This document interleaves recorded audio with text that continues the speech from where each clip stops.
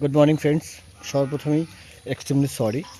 আমরা যখন আসছিলাম অলরেডি কলকাতা থেকে যখন বর্ধমান আসছিলাম, বর্ধমান আসার সময় আমার কথা ছিল যে আমি বাড়ি পৌঁছিয়ে তখন আমি একটা ব্লগ দেবো, তোমাদের সকলের সঙ্গে শেয়ার করব। কিন্তু এখানে ঢোকার পর যেহেতু প্রচুর চাপ ছিল, সেই জন্য কোনো ব্লগ দেওয়া হয়নি।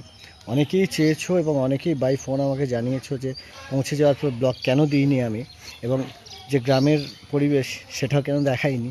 তো চলো তোমাদের সেই ইচ্ছাটা পূরণ করছি। আর তার আবারও একবার সরি বলছি তোমাদেরকে, তোমরা চেয়েছো কিন্তু আমার দেওয়া হয়নি। তো এই মুহূর্তে আমি অলরেডি এখন আমার গ্রামেই রয়েছি, আর এখন গ্রাম থেকে ঠিক বেরিয়ে চলে যাব, আমার পিসেমণির বাড়ি চলে যাব। তো তার মাঝখানে কিছু রাস্তায় দেখিয়ে নেব। আর সবথেকে বড় কথা, এখানে আমি তোমাদের একটা জিনিস দেখাবো, হয়তো অনেকেই ভালোবাসো মাটির বাড়ি। গ্রামের মাটির বাড়ি একটা ঐতিহ্য আছে। এটা এই মুহূর্তে আমার গ্রামের বাড়ি, যেটা আমার মাটির বাড়ি, এখনও পর্যন্ত আছে। খুব অবস্থা একদম জীর্ণকায়। এবার জাস্ট মোটামুটি 3-15 মাসের মধ্যে এটা ভেঙে দেওয়া হবে। তো লাস্ট তোমাদের সকলের সঙ্গে শেয়ার করি, এবং সবথেকে বড় কথা আমার মেমোরিতেও থাকবে এটা। তো চলো তোমাদের দেখাই আমার মাটির বাড়ি।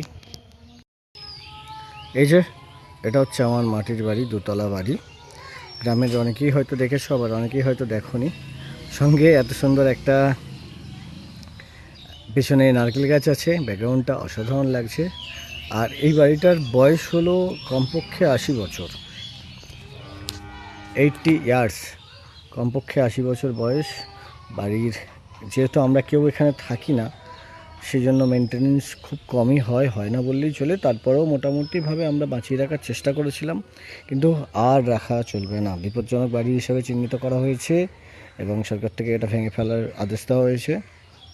অ্যান্ড এদিকে আমাদের তুলসী মঞ্চ বহু দিনের আগের থেকেই রয়েছে, এটা এখনও রয়েছে।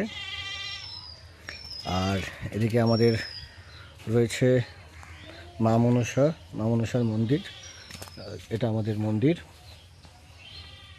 এবং এদিকে আমাদের পায়খানা বাথরুম রয়েছে। এখান থেকে এটা মিডল পজিশন, এটা এক সময় ইউজ করা হতো, এই জায়গাটাও ইউজ করা হতো, এটা বারান্দাটাও ইউজ করা হতো খুব সুন্দরভাবে। এখনও রাজ আমাদের নয়, রাজ এখন ওদের হয়ে গেছে, ওরাই এখন থাকে, ওদেরই এখন রাজ। তো ফ্রেন্ডস, এখন এই মুহূর্তে এখন যাচ্ছি আমরা গ্রামের বাড়ি থেকে পিসেমণির বাড়ি। বেশি ডিস্টেন্স না, ওই 10 কিলোমিটার মতো ডিস্টেন্স। তো ওখান থেকে যাচ্ছি।